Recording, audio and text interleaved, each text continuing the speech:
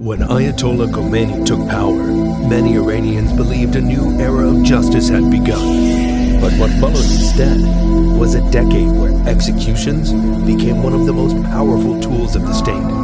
From rooftop firing squads, to public crane hangings, to secret mass executions, the system moved fast and showed little mercy.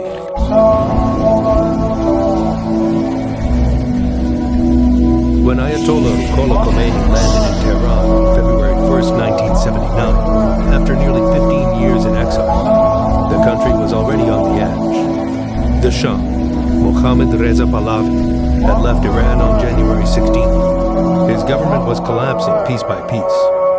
Army units were confused, ministers were resigning. Protesters were still flooding the streets.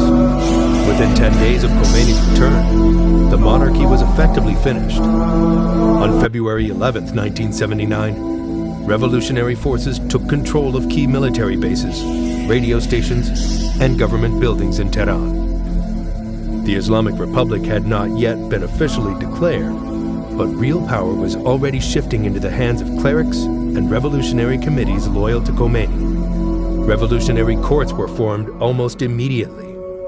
They operated outside the old legal system. Their goal was swift punishment. Executions began just days after the revolution's victory. On the night of February 15th, 1979, 4 high-ranking military officials from the Shah's regime were brought to the roof of the Refah school in Tehran, which had become a temporary revolutionary headquarters. Their names were General Mehdi Ramidi, who had served as Tehran's military governor during the final protests, General Reza Naji, the military governor of Isfahan, General Manucher Khosrodad, commander of the Air Force, and General Nematollah Nasiri, the former head of Savak, the Shah's feared intelligence service. Their trials had taken place earlier that same day. They were accused of ordering the killing of protesters and supporting repression under the Shah. The proceedings lasted only a few hours. There were no defense attorneys present to argue their case. There was no jury, no appeals process. The verdicts were announced quickly. That same night, they were executed by firing squad. The method was simple and harsh. The men were lined up against a wall. Some accounts say they were blindfolded. Armed guards stood a short distance away. When the order was given, the shots rang out at close range. Within minutes, it was over. Their bodies were removed shortly after. Photographs and footage of the executions were taken and circulated. Iranian state media did not hide what had happened. In fact, the images were broadcast. The new leadership wanted people to see it. They wanted everyone to understand that the revolution was final. As February turned into March 1979, executions increased in number and spread beyond top generals. The revolutionary courts began targeting former ministers, police officials, intelligence officers, and people accused of working closely with the Shah's government. Overseeing many of these trials was a cleric named Sadek Kalkali. He had been appointed directly by Khomeini as a Sharia judge. Kalkali quickly became one of the most powerful figures in the new judicial system. He believed the revolution had to protect itself at all costs. Trials under his authority were extremely fast. Some lasted less than half an hour. Defendants were often brought in, read the charges, asked a few questions, and then sentenced. The charges themselves were broad and carried heavy weight under Islamic law. Corruption on earth was one of the most common accusations. Another was waging war against God. These phrases covered a wide range of actions, from ordering violence against protesters to simply holding a high position in the previous government. Under the new system, these charges often meant automatic execution. By April 1979, more than 100 officials linked to the Shah's regime had been executed. Many were shot by firing squad inside prison compounds or military facilities. But another method began appearing more frequently as the weeks passed. Hanging. Hangings were carried out both inside prisons and increasingly in public spaces. Public executions were meant to be seen. They were sometimes announced in advance. Crowds gathered in city squares. Families stood among strangers. The condemned were brought out with their hands tied behind their backs. Construction cranes were often used instead of traditional gallows. A rope was secured around the person's neck and attached to the crane hook. When the machine lifted, the body slowly rose off the ground. Unlike a long drop hanging designed to break the neck instantly, this method often caused death by strangulation. It could take several minutes. The bodies sometimes remained suspended for hours as a warning. These public hangings changed the atmosphere in cities like Tehran, Qom, and Tabriz. They were no longer just legal punishments. They were demonstrations of power. The state was showing that it controlled life and death. Under Kalkali's authority, executions continued at a rapid pace through the spring and summer of 1979. His approach became so closely tied to these swift death sentences that he earned the nickname the Hanging Judge. By this point, fear had become part of daily life. People understood that a trial could happen quickly and end the same day. The early firing squads had shocked the country. The public hangings made that shock permanent. By 1980, the Islamic Republic was in total control. The new constitution had been approved in December 1979. Ruhollah Khomeini was officially the supreme leader. Revolutionary courts were no longer temporary tools of chaos. They were now part of the system, operating in Tehran and in major cities across the country. At the same time, Iran was entering another crisis. In September 1980, Iraq invaded Iran. The Iran-Iraq War had begun. The country was under military pressure from the outside, and the leadership became even less tolerant of opposition on the inside. Execution methods became more regular and organized. Firing squads were still used, especially for former officers, intelligence figures, and people accused of spying. But hanging quickly became the main method. It was easier to carry out repeatedly. It required fewer personnel. It became routine. Then came June 1981. On June 20th, 1981, massive protests broke out in Tehran after the government removed President Abu Hassan Bani Sadr from office. The main force behind the street protests was the Mujahideen-e-Khalq, also known as the MEK. The government labeled them armed enemies of the state. Within days, bombings shook Tehran, including a major explosion on June 28th at the headquarters of the Islamic Republican Party that killed more than 70 officials, including Chief Justice Mohammad Beheshti. The response was immediate and brutal. Security forces launched a nationwide crackdown. Thousands of suspected MEK members and sympathizers were arrested in Tehran, Isfahan, Mashhad, Shiraz, and other cities. Many were young. Some were students barely in their 20s. Others were activists, writers, or people accused of distributing pamphlets. Executions followed quickly. Trials often lasted only a few minutes. Prisoners were brought before revolutionary court judges, asked about their political affiliation, and sentenced. There were usually no defense lawyers present. There was no meaningful appeal process. In many cases, prisoners were moved directly from interrogation rooms to execution areas. Inside Evin prison in Tehran, mass hangings became common during the summer and fall of 1981. Prisoners were taken in groups down corridors. Their hands were tied behind their backs. Some were blindfolded. They were lined up and hanged in clusters to speed up the process. Survivors who were later released described seeing multiple bodies hanging side by side in prison halls. Human rights organizations later estimated that in 1981 alone, more than 2,000 people were executed in Iran, most of them accused of links to opposition groups like the MEK. Some estimates placed the number even higher. The exact total remains disputed, but the scale was undeniable. By the end of 1981, the the system was structured. Arrest, short interrogation, brief trial, execution. The process could move from accusation to death within days. Throughout the early 1980s, public crane hangings again became one of the most recognizable forms of execution in Iran. The setup was simple but powerful. A construction crane would be driven into the center of the square.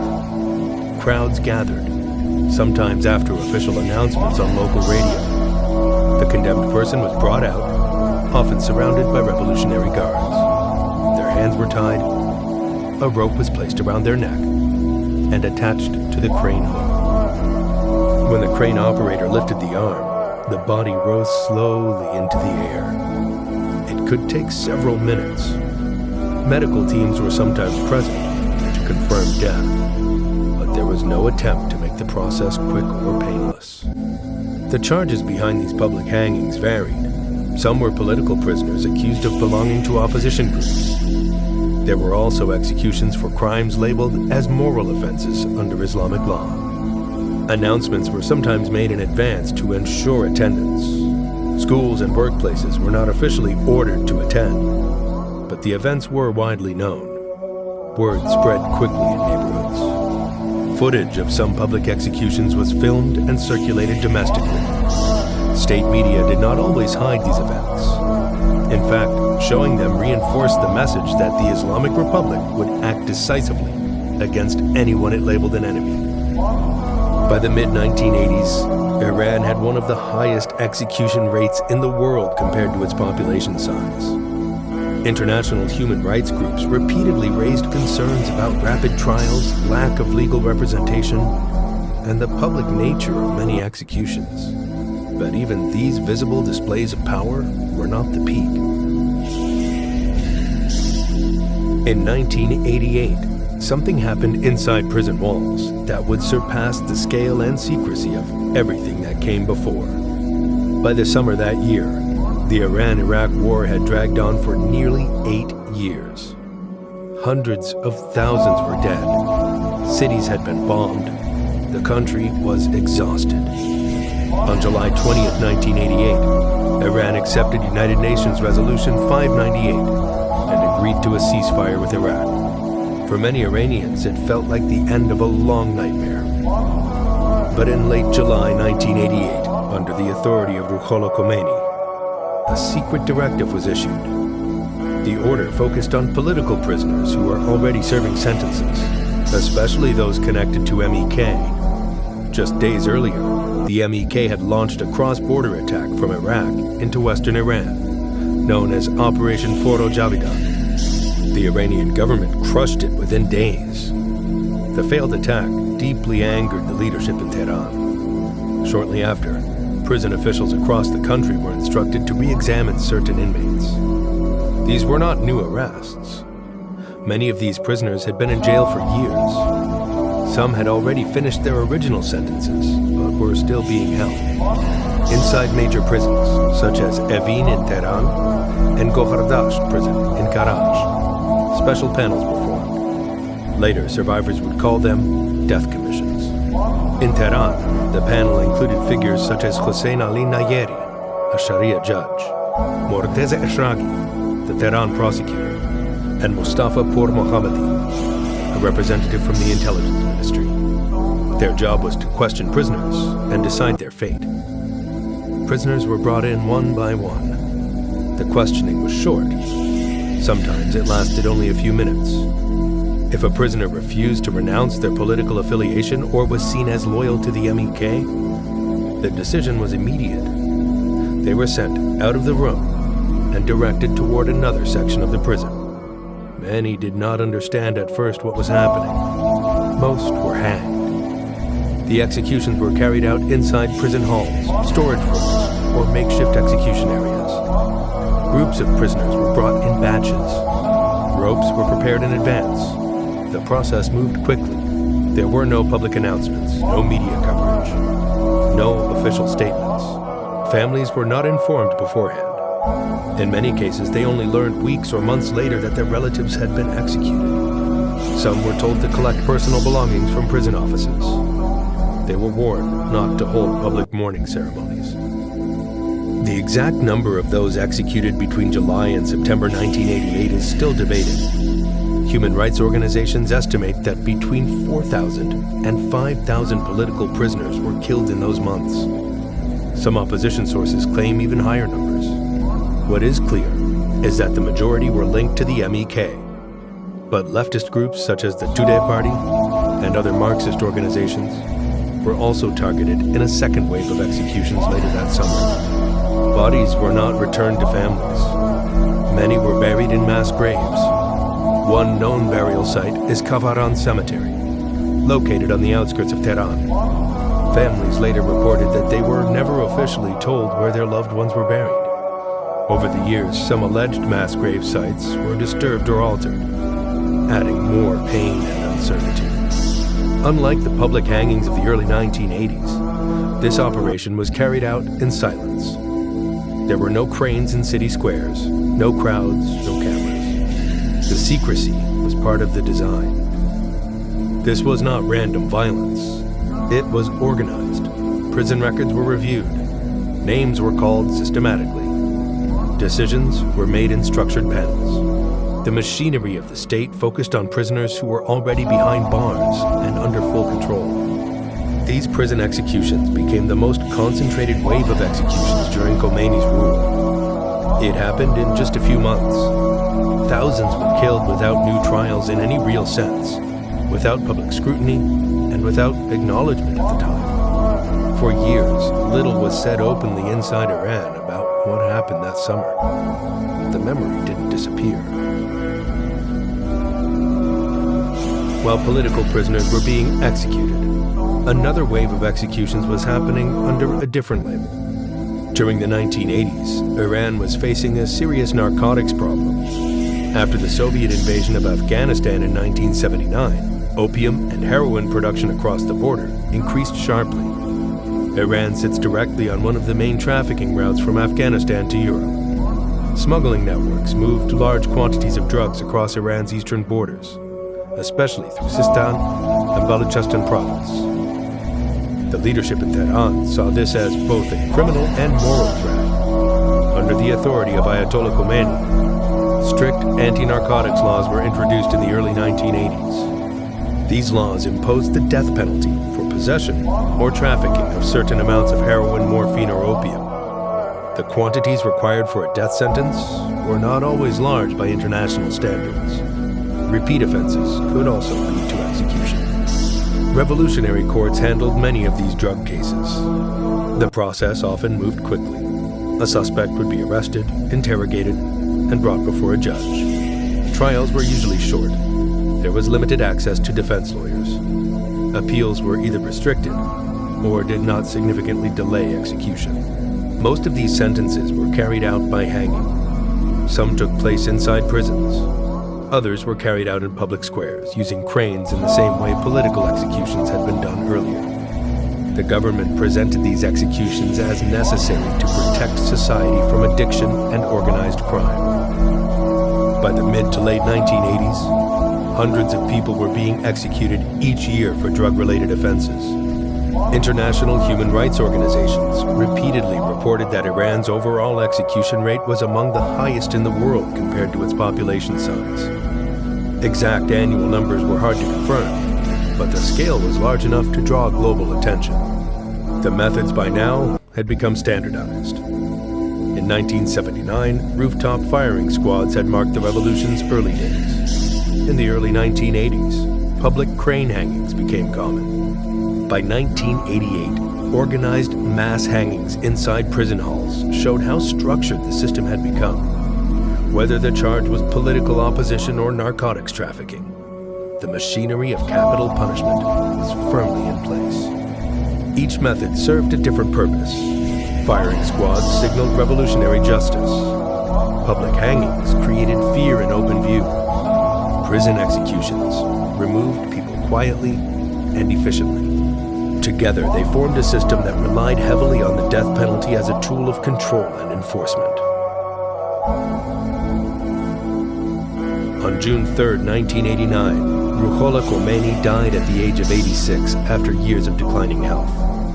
Millions attended his funeral in Tehran. For supporters, he was the leader who overthrew a monarchy and reshaped Iran. For others, his decade in power was marked by repression and large-scale executions. The executions were not limited to one moment or one crisis. They stretched across the entire decade. By the time Khomeini died in 1989, the Islamic Republic had built a justice system where capital punishment was a central feature. It had been used against former regime officials, opposition activists, alleged spies, and drug offenders. It had been displayed publicly and carried out in silence. The impact of that decade did not disappear with his death.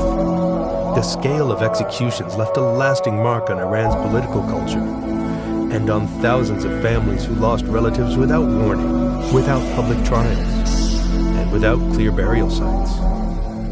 From the first gunshots fired in February 1979 to the hidden hangings of 1988, the system was designed to remove threats quickly and decisively.